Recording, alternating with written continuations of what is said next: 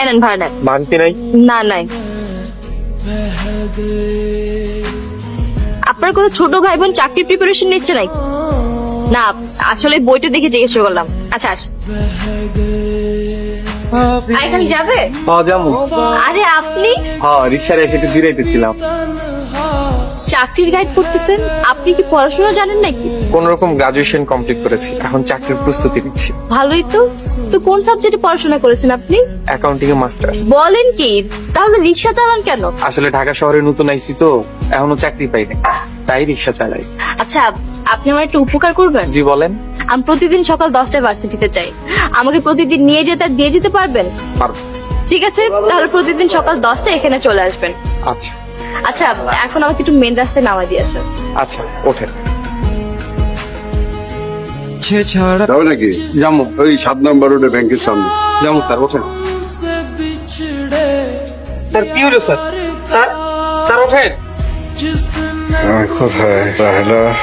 এখানে কেন? আর কি হয়েছে? তুমি রাস্তায় অজ্ঞান হয়ে পড়েছিলে, তাই রিক্সাওয়ালা তোমাকে হাসপাতালে নিয়ে চিকিৎসা করিয়ে বাসায় ফেরত দিয়ে গেছে। সর্বনাশ হয়ে গেছে আমার।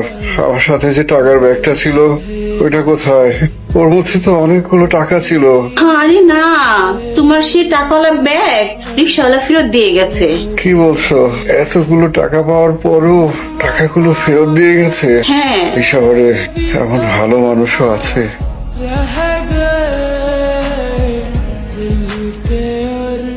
আজকে এদিকে না ওইদিকে চল। ভার্সিটি যাইবেন না? না ভার্সিটি বন্ধ। তাইলে আমারে আসতে কইছেন কেন? আজকে সারাদিন ঘুরবো। কিন্তু কোন দিক যাইবেন? যেদিকে দুই চোখ যায় ওই দিকে। আপনি রিক্সা চালান।